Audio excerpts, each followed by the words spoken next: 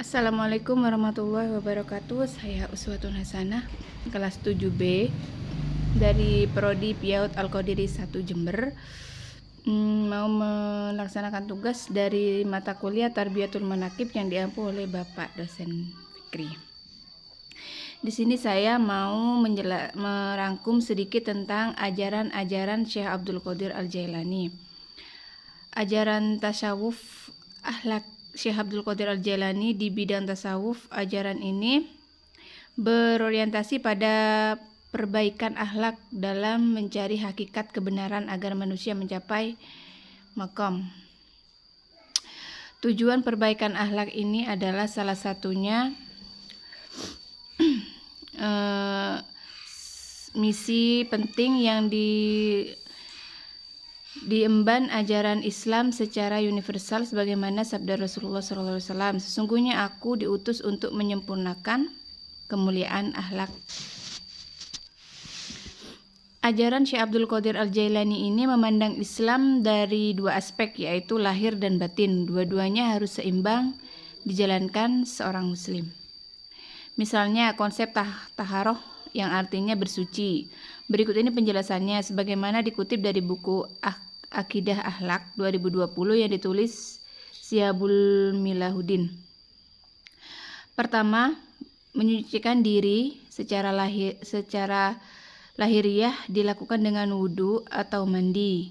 Kedua, menyucikan diri secara batiniah, yakni dengan menanamkan kesadaran bahwa ada kotoran dalam diri manusia. Kotoran itu adalah dosa yang harus dibersihkan dengan cara bertaubat, berzikir, dan meminta ampun kepada Allah.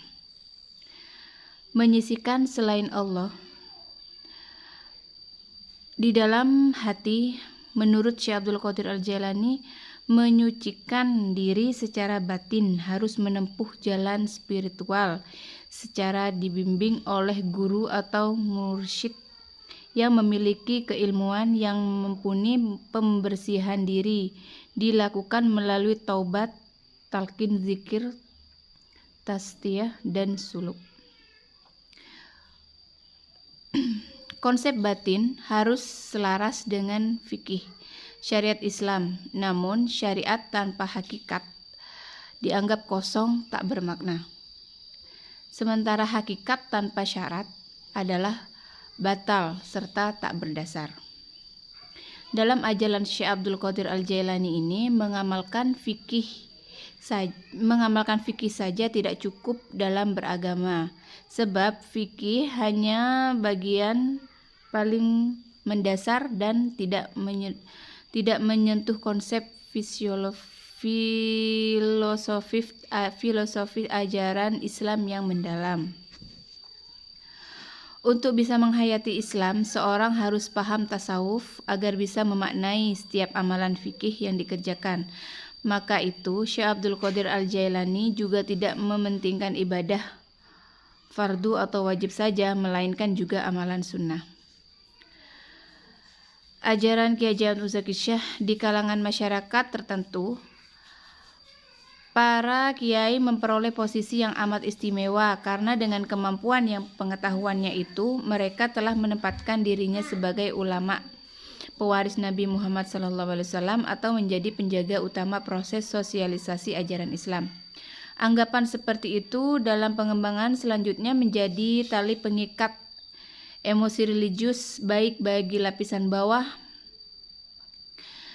maupun lapisan menengah yang telah mengenyam pendidikan modern. Berkembanglah kemudian hubungan kiai santri yang khas dan mengembangkan suatu kepatuhan yang hampir tanpa syarat.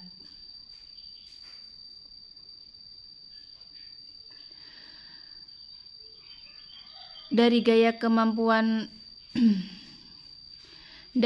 kepemimpinan karismatik ini, Mas Tulu kemudian menentukan dua pola hubungan yang unik antara kiai dan santri. Konsep ikhlas, berkah, dan ibadah sesuai dengan paparan pendapatan para ahli tentang kepemimpinan karismatik.